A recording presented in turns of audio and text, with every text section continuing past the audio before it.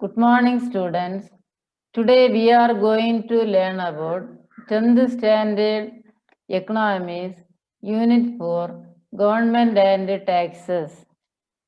அரசாங்கமும் வரிகளும்.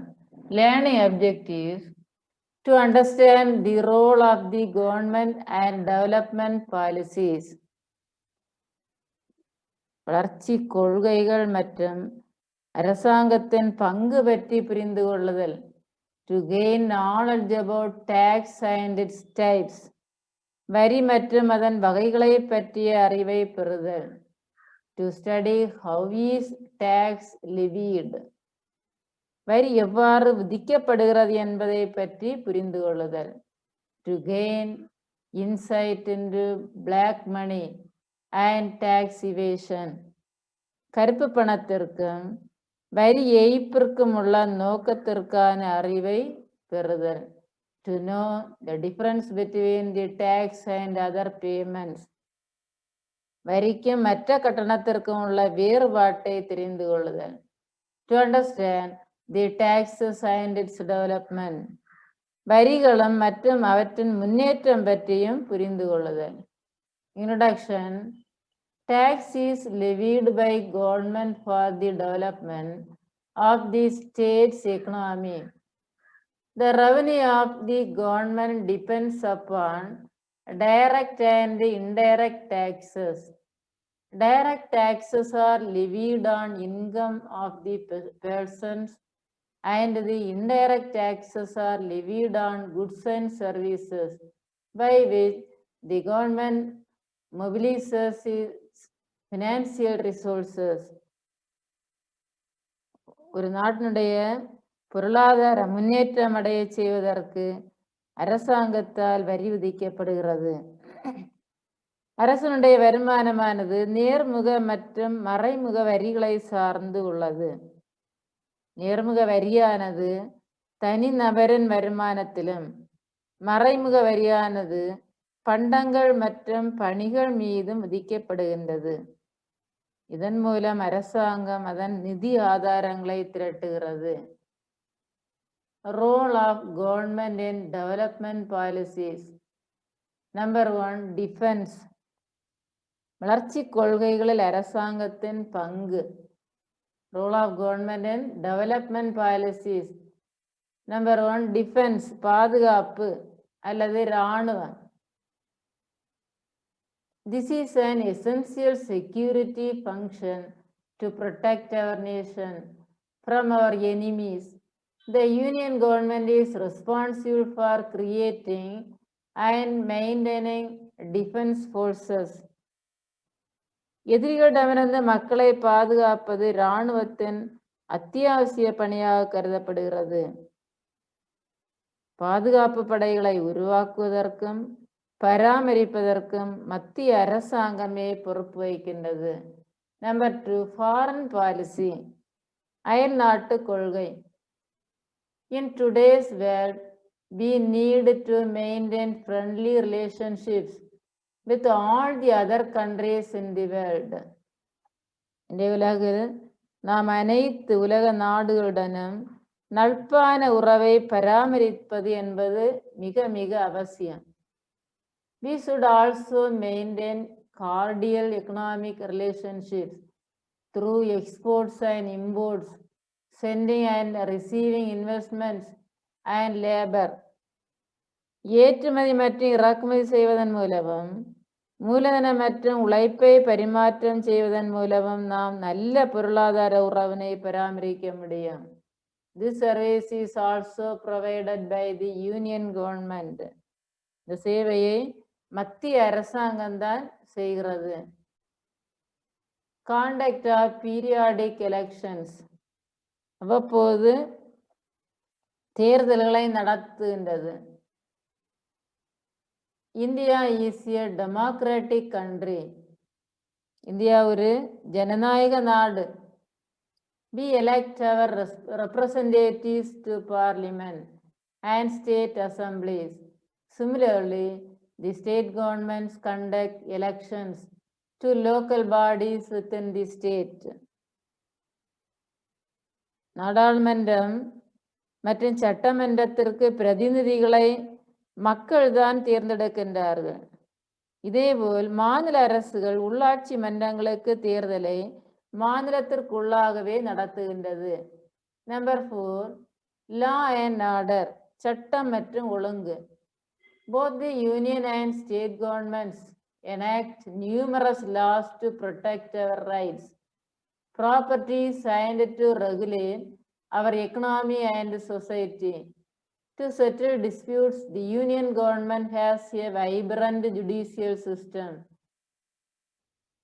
நடுவண் அரசு அல்லது மத்திய அரசு, மாநில அரசுகள் இரண்டும் சேர்ந்து நமது உரிமைகள், சொத்துக்களை பாதுகாப்பதற்கும் நமது பொருளாதாரம் மற்றும் சமூகங்களை ஒழுங்குபடுத்துவதற்கும் ஏராளமான சட்டங்களை இயற்றுகின்றது.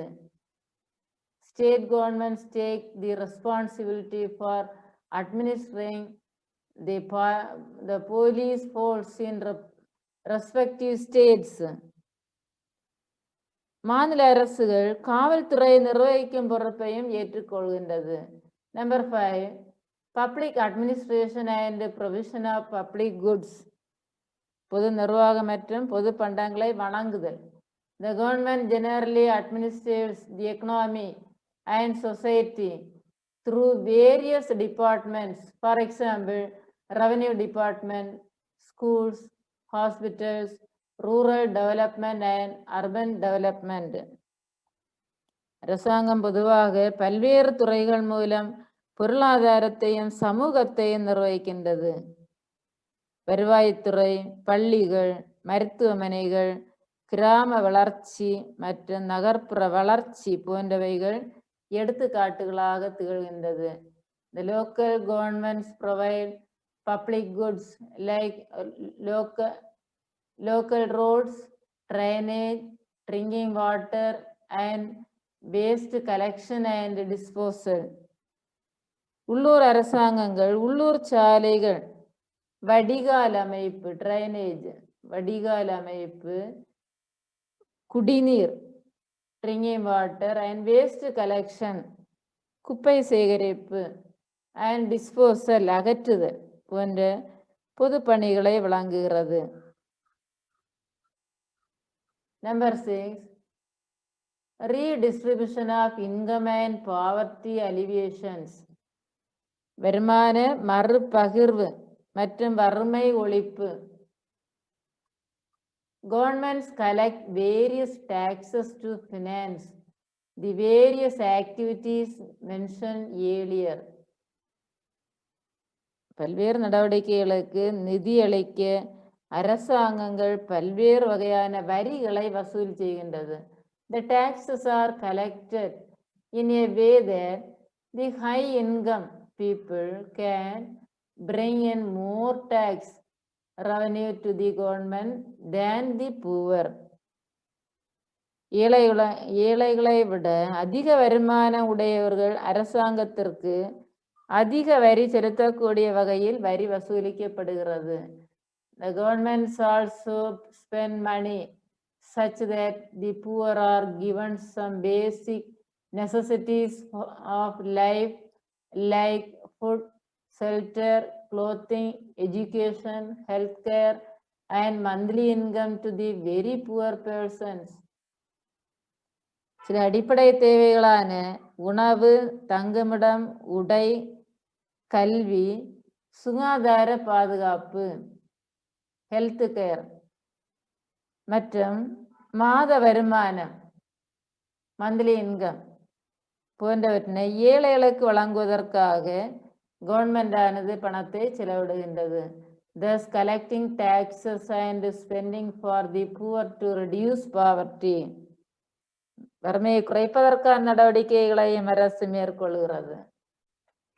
Number 7, regulate the economy. The union government through the Reserve Bank of India controls money supply and controls the interest rate, inflation and foreign exchange rate. பொருளாதாரத்தை ஒழுங்குபடுத்துதல். நடுவண் அரசு பணத்தின் அளிப்பு, வட்டி வீதம், இன்ஃப்ளேஷன் பணவீக்கம், ஃபாரின் எக்ஸ்சேஞ்ச் அந்நிய செலாவணி ஆகியவற்றை இந்திய அரசானது மைய வங்கி மூலம் கட்டுப்படுத்துகிறது. The main objective is to remove too much of fluctuation in these rates. இங்கு விகிதங்களில் அதிக ஏற்ற இறக்கங்களை களைவதே மைய வங்கியினுடைய முக்கிய பணி. The Union government also controls the economy through various other agencies such as Securities Exchange Board of India and Competition Commission of India. இந்திய பங்கு பரிவர்த்தனை வாரியம் மற்றும் இந்திய போட்டி ஆணையம் SEBI என்பது securities exchange board of India, இந்திய பங்கு மற்றும் பரிவர்த்தனை வாரியம். Commission, all the governments in India run public sector enterprises to provide important goods and services at affordable rates to the people. பங்கு பரிவர்த்தனை வாரியம் மற்றும் இந்திய போட்டி ஆணையம் போன்ற பல்வேறு முகவர் மூலமாகவும் மத்திய அரசு பொருளாதாரத்தை கட்டுப்படுத்துகிறது. இந்தியாவில் உள்ள அனைத்து அரசாங்க நிறுவனங்கள் மற்றும் பொதுத்துறை நிறுவனங்கள் மலிவு விலையில் அத்தியாவசியமான பொருட்கள் மற்றும் சேவைகளை மக்களுக்கு வழங்குகின்றது. Tax. The origin of the word tax is from taxation, which means an estimate. வரி என்ற சொல் வரி விதிப்பு என்பதிலிருந்து உருவானது. The origin of the word tax is from taxation, which means an estimate. இதன் பொருள் மதிப்பீடு என்பதாகும். Taxation is a means by which governments finance their expenditure by imposing charges on citizens and corporate entities.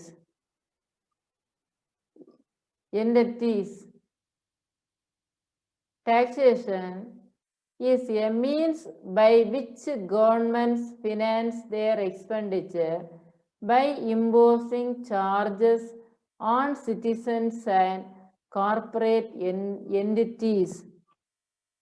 வரி விதிப்பு என்பது அரசாங்கம் தனது செலவினங்களுக்காக பொதுமக்களிடமும் பெரு நிறுவனங்களிடமும் வரிகளை விதித்து வருவாயை உருவாக்கும் ஒரு வழிமுறையே ஆகும்.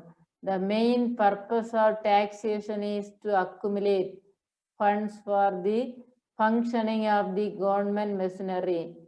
Tax has come into forefront on account of the new concept of welfare state. நல அரசு என்ற கருத்தை மையமாக கொண்டு அரசானது வரியை திரட்டி செயல்படுத்துகின்றது. Taxes are compulsory payments to government without expectation of direct return or benefit to the taxpayer. இது அரசாங்கத்திற்கு செலுத்த வேண்டிய கட்டாய கட்டணம். Professor Seligman also defined a tax as a compulsory contribution from a person to the government to defray the expenses incurred in the common interest of all without reference to special benefits conferred. பேராசிரியர் Seligman கருத்துப்படி வரி என்பது ஒரு குடிமகன் அரசுக்கு கட்டாயமாக செலுத்தும் வரியாகும். Professor Seligman வரியை பற்றி ஒரு டெஃபினிஷனை குறிப்பிடுகின்றார். அவர் வரி என்பது ஒரு குடிமகன் அரசுக்கு கட்டாயமாக செலுத்தும் செலுத்துகையாகும். அரசிடமிருந்து எந்த விதமான நேரடி நன்மையும் எதிர்பார்க்காமல் கட்டாயமாக செலுத்த வேண்டியதே வரி என்று குறிப்பிடுகின்றார்.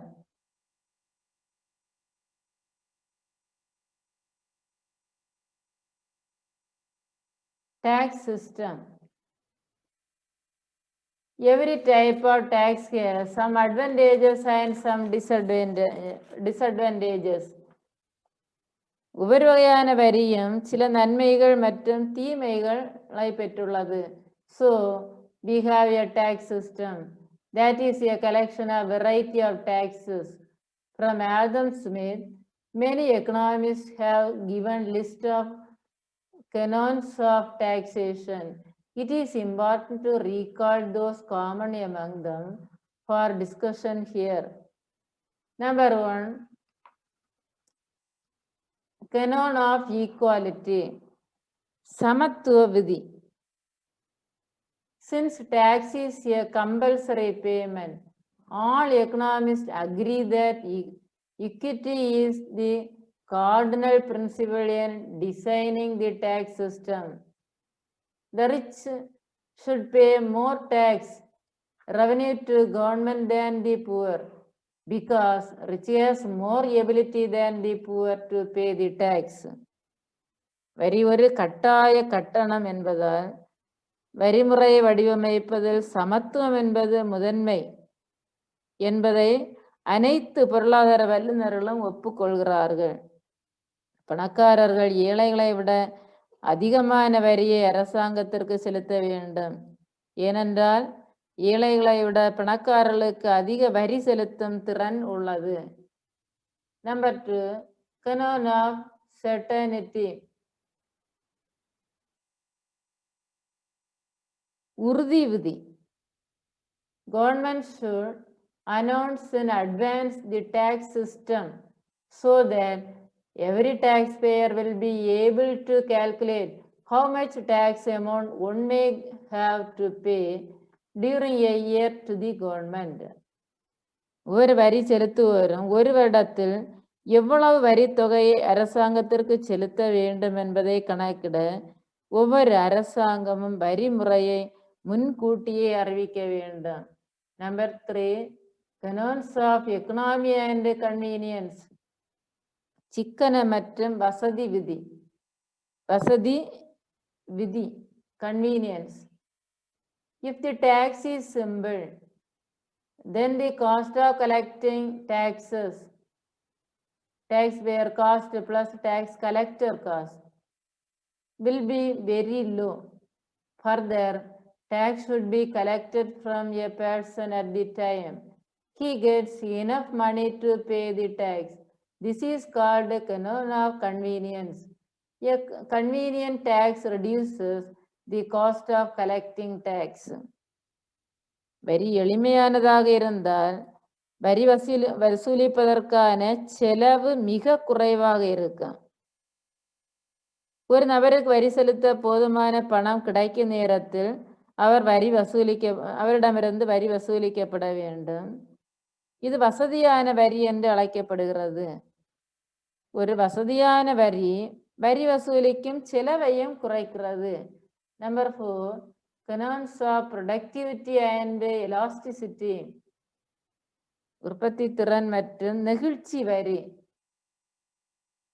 Government should choose the taxes that can get enough tax revenue to it.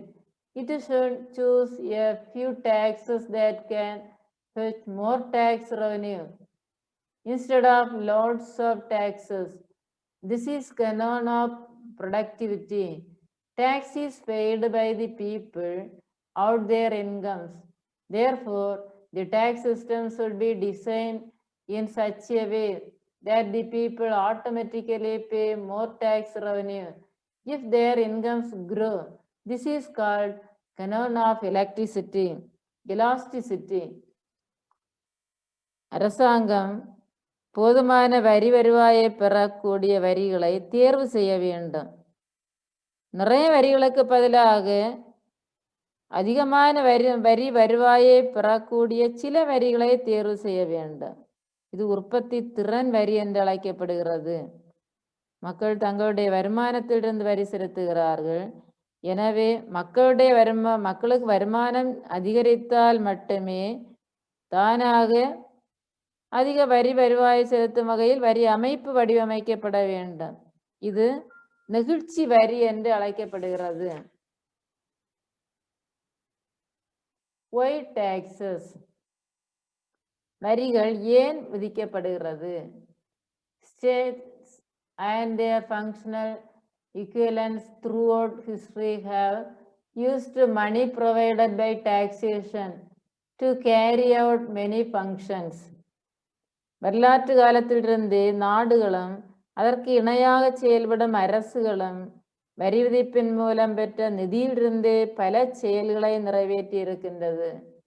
Some of these include expenditures on economic infrastructure, transportation, sanitation, public safety, education, healthcare systems, to name a few. Military, scientific research, culture and the arts, public works and public insurance, and the operation of government itself. A government's ability to raise taxes is called its fiscal capacity. சில பொருளாதார உள்கட்டமைப்பு செலவுகள், குறிப்பாக போக்குவரத்து, துப்புரவு, பொது பாதுகாப்பு, கல்வி, உடல் நலம், இராணுவம், அறிவியல் ஆராய்ச்சி, கலாச்சாரம், கலைகள், பொது பணிகள், பொது காப்பீடுகள் மற்றும் அரசாங்க செயல்பாடுகள் போன்றவைகள் ஆகும். இவையெல்லாம் அரசனுடைய சில பொருளாதார உள்கட்டமைப்பு செலவுகள். வரிகளை உயர்த்துவதற்கான அரசாங்கத்தின் திறன் நிதி திறன் என்று அழைக்கப்படுகிறது. When expenditures exceed tax revenue, a government accumulates debt. A portion of taxes may be used to service past debts. Governments also use taxes to fund welfare and public services. These services can include education system, pensions for the elderly, unemployment benefits and public transportation. Energy, water and waste management systems are also common public utilities. செலவானது வரி வருவாயை விட அதிகமாக இருக்கும்போது ஒரு அரசாங்கம் கடனாளியாக மாறுகின்றது. வரிகளின் ஒரு பகுதியை கடந்த கால பணிகளுக்கான கடன்களுக்கு பயன்படுத்தலாம். அரசாங்கம் மக்களின் நலனிற்கும் பொது சேவைகளுக்கும் வரியை பயன்படுத்தலாம். Do you know, taxation in India has its roots from the period of Manusmriti and Arthashastra. The present Indian tax system is based on this ancient tax system. இந்தியாவின் வரி விதிப்பின் வேர்கள் மனுஸ்மிருதி மற்றும் அர்த்தசாஸ்திர காலத்திலிருந்தே பின்பற்றப்பட்டது. இந்தியாவின் தற்கால வரி விதிப்பு முறையானது பண்டைக்கால வரி முறையை அடிப்படையாக கொண்டது. Types of taxes. Direct taxes.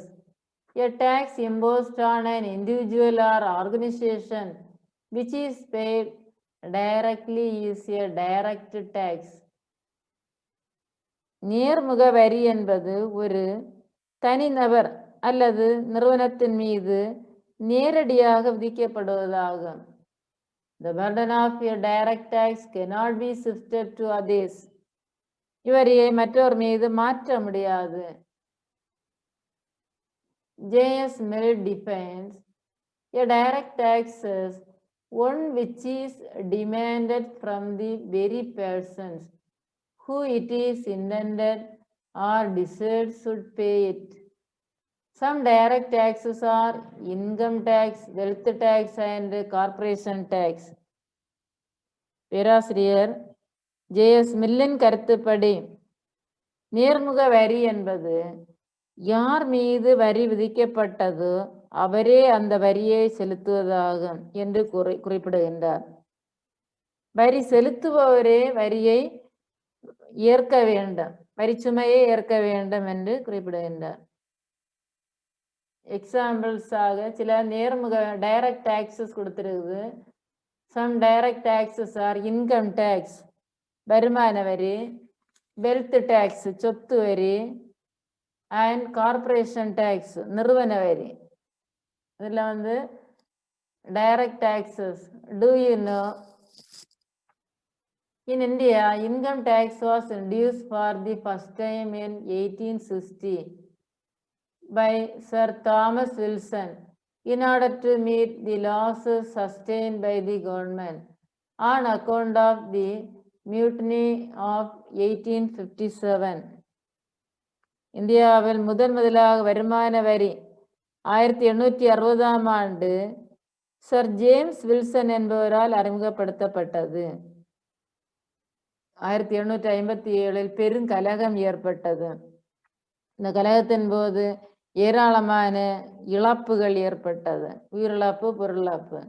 இந்த இழப்புகளை ஈடுகட்ட அரசாங்கத்தின் மூலம் போடப்பட்ட ஆணையே டாக்ஸ் ஆகும், இன்கம் டேக்ஸ். இன்கம் டேக்ஸ் சொத்து வரி. இன்கம் டேக்ஸ் வருமான வரி. Income tax is the most common and most important tax levied on an individual in India. வருமான வரி இந்தியாவில் விதிக்கப்படுகின்ற நேர்முக வரி முறையில் மிக முக்கியமான வரி. It is charged directly based on the income of the person. The rate at which it is charged varies depending on the level of income. தனி நபர் பெறுகின்ற வருமானத்தின் அடிப்படையில் இந்த வரியானது விதிக்கப்படுகின்றது. இவ்வரி வசூலிக்கப்படும் விகிதம் வருமான அளவை பொறுத்து மாறுபடக்கூடியது. Students are asked to search an income tax website. I know the income tax slab for current year. Corporate tax நிறுவன வரி. This tax is levied on companies that exist as separate entities from their shareholders. இந்த வரி தங்கள் பங்குதாரர்களிடமிருந்து தனி நிறுவனங்களாக இருக்கும் நிறுவனங்களுக்கு விதிக்கப்படுகிறது. It is charged by royalties, interest gains from sale of capital assets located in India, and fees for a technical services and dividends. இந்தியாவில் அமைந்துள்ள சிறப்பு உரிமைகளில் மூலதன சொத்துக்களின் விற்பனையிலிருந்து வரும் வட்டி லாபங்கள், தொழில்நுட்ப சேவைகள், ஈவு தொகைகளுக்கான கட்டணம் போன்றவற்றிலிருந்து வசூலிக்கப்படுகிறது. இந்த வரி வெளிநாட்டு நிறுவனங்கள் பெரும் வருமானத்தின் மீது விதிக்கப்படுகிறது. Foreign companies are taxed on income that it arises in India. Income வருமானம் less than 50 crore. 50 crore வருமானம் 50 கோடிக்குள் இருந்தால் for Indian companies 25%, 25% அரசிற்கு வரி கட்ட வேண்டும். இந்திய நிறுவனங்கள் என்றால் 25% வரியாக கவர்மெண்ட் கட்டணும். ஃபார் ஃபாரின் கம்பெனிஸ் அயல் நாட்டு நிறுவனங்களாக இருந்தால் 40% வரி டாக்ஸ் கட்டணும். மோர் தேன் 50 crore 50 கோடிக்கு மேல் இருந்தால், இந்திய நிறுவனங்கள் இருந்தால் 30%, ஃபாரின் கம்பெனிஸாக இருந்தால் 40% வரி கட்ட வேண்டும். வெல்த் டேக்ஸ் சொத்து வரி அல்லது செல்வ வரி. Wealth tax is charged on the benefits derived from property ownership. The same property will be taxed every year on its current market value The tax is levied on the individuals and companies alike. சொத்து வரி என்பது தனது சொத்திலிருந்து பெறப்பட்ட நன்மைகளுக்காக சொத்தின் உரிமையாளருக்கு விதிக்கப்படுகின்ற வரியாகும். ஒவ்வொரு ஆண்டும் சொத்தின் நடப்பு சந்தை மதிப்பின் அடிப்படையில் இது விதிக்கப்படுகிறது. இவ்வரி தனிநபர்கள் மற்றும் நிறுவனங்கள் மீது விதிக்கப்படும் வரியாகும். In India, taxes are collected by all the 3 tiers of government. There are taxes that can be easily collected by the union government. அரசாங்கத்தால் 3 அடுக்குகள் மூலம் வரி வசூலிக்கப்படுகிறது. நடுவண் அரசால் எளிதில் வசூலிக்கக்கூடிய வரிகள் உள்ளது. India, almost all the direct taxes are collected by the union governments. Taxes on goods and services are collected by both union and state governments. The taxes on properties are collected local governments. கிட்டத்தட்ட அனைத்து நேரடி வரிகளும் நடுவண் அரசால் வசூலிக்கப்படுகின்றன. Central government பொருட்கள் மற்றும் சேவைகளுக்கான வரி நடுவண் மற்றும் மாநில அரசாங்கங்களால் வரி வசூலிக்கப்படுகிறது. சொத்துக்களுக்கான வரி உள்ளூர் அரசாங்கங்களால் வசூலிக்கப்படுகிறது. ஊராட்சி, கிராம நகராட்சிகளால் வசூலிக்கப்படுகிறது. India, we collect more tax revenue through indirect taxes than through direct taxes. The major indirect taxes in India are customs duty and GST. இந்தியாவில் நேரடி வரிகளை விட மறைமுக வரி மூலம் அதிக வரி வருவாய் வசூலிக்கப்படுகின்றது. இந்தியாவின் முக்கிய மறைமுக வரி சுங்கவரி. சுங்கவரி மறைமுக வரியாக வசூலிக்கப்படுகிறது. சுங்கவரி என்பது பண்டங்கள் மற்றும் பணிகளின் மீது விதிக்கப்படும் வரி.